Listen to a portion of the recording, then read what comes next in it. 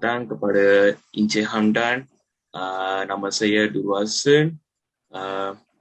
Nama saya Durul Hassan Badivelan dari kelas DD2A. Dan teammate saya ialah Pretika dengan Nur Izzati. Okay. Hari ini kita buat sketsa yang bertajuk penggunaan bahasa dalam media sosial. Okay. Pengenalan. Okay. Pengenalan adalah media sosial pula adalah sejenis media yang digunakan terus secara talian dengan membolehkan para pengguna dengan mudah untuk menyertai, berkongsi dan mencintai isi meliputi blog, rangkaian sosial, wiki, forum dan dunia virtual. Blog, rangkaian sosial dan wiki merupakan bentuk media sosial yang paling umum digunakan oleh masyarakat di seluruh dunia. Andreas Kaplan dan Michelle Handlin mendefinisikan media sosial sebagai sebuah kumpulan aplikasi berasaskan internet yang membangun atas dasar ideologi dan teknologi Web 2.0 dan yang membolehkan penciptaan pertukaran. Seterusnya saya akan tanya question kepada Pritika.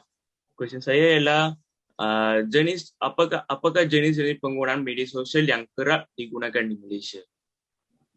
Jenis-jenis penggunaan media sosial yang kerap digunakan di Malaysia. Yang pertama ialah WhatsApp dan WeChat. WhatsApp merupakan aplikasi yang boleh digunakan di telefon pintar.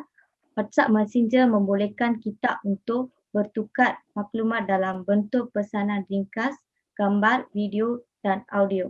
Aplikasi WhatsApp Messenger juga menggunakan kuota internet untuk berkomunikasi. Yang kedua ialah Instagram. Instagram adalah rangkaian media sosial yang mengkongsikan gambar dan video pengguna kepada sesama pengguna dari seluruh negara. Dua orang pengasas Instagram iaitu Kevin Systrom dan Mike Krieger telah memperkenalkan keluaran pertama Instagram melalui App Store pada tanggal 6 Oktober 2010. Okey. Seterusnya saya akan bertanya question kepada Izzati yang ialah apakah jenis-jenis penyalahgunaan bahasa Melayu di media sosial? Jenis penyalahguna bahasa Melayu di media sosial terbahagi kepada bahasa rojak, bahasa sistem pesanan ringkas iaitu SMS, bahasa bijak dan bahasa Selangor. Dari segi bahasa rojak, Malaysia merupakan negara yang terdiri daripada berbilangan kaum, agama dan bahasa. Penggunaan bahasa yang campur akibat pencantuman bahasa dari setiap kaum-kaum di Malaysia melahirkan bahasa rojak. Nombor dua adalah bahasa sistem pesanan ringkas iaitu SMS. SMS merupakan singkatan bagi istilah dalam bahasa Inggeris iaitu short message system atau dalam bahasa Melayunya sistem pesanan ringkas. Bahasa ini kerap digunakan oleh lapis umur masyarakat baik yang muda ataupun tua. Hal ini demikian kerana lebih cepat dan lebih bersifat mesra pengguna. Nombor tiga ialah bahasa lidah. Penggunaan bahasa lidah juga merupakan antara yang amat popular digunakan di alam maya yang dikenali sebagai laman media sosial.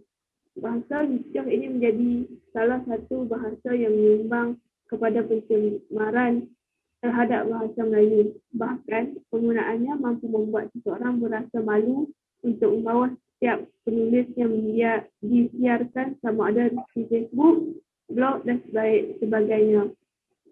Pemerhatian yang dibuatkan menunjukkan penggunaan bahasa itu ini selalu digunakan di media sosial. Seterusnya saya akan tanya soalan kepada Pritika dengan Izzati ialah apakah kesan penyalahgunaan bahasa Melayu di media sosial? Kesan penyalahgunaan bahasa Melayu di media sosial. Yang pertama ialah menjejaskan kemudian bahasa Melayu. Pertama ialah menjejaskan kemudian bahasa Melayu, sesuatu bahasa itu akan menjadi rosak apabila bahasa tersebut disalahgunakan.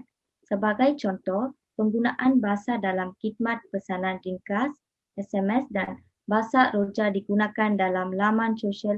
Akibatnya, bahasa menjadi rosak dan menjatuhkan martabat bahasa Melayu itu sendiri. Seterusnya, kekeliruan bahasa kepada generasi akan datang. Penyalahgunaan bahasa Melayu di media sosial juga akan menyebabkan kekeliruan bahasa kepada generasi akan datang. Pendedahan terhadap kekerapan penggunaan bahasa Melayu yang salah akan membuatkan generasi akan datang terbiasa dan mengabaikan penggunaan bahasa Melayu dengan betul. Terima kasih Nur Izzati dengan Kritika. Yang kesimpulannya saya boleh cakap dengan ialah aplikasi-aplikasi seperti Facebook, Instagram, WhatsApp dan WeChat ni sememangnya sangat mudah untuk digunakan oleh setiap golongan masyarakat. Perkara inilah yang membuatkan masyarakat terutamanya golongan remaja dan kanak-kanak terdedah dengan penyalahgunaan bahasa Melayu. Sekian, terima kasih.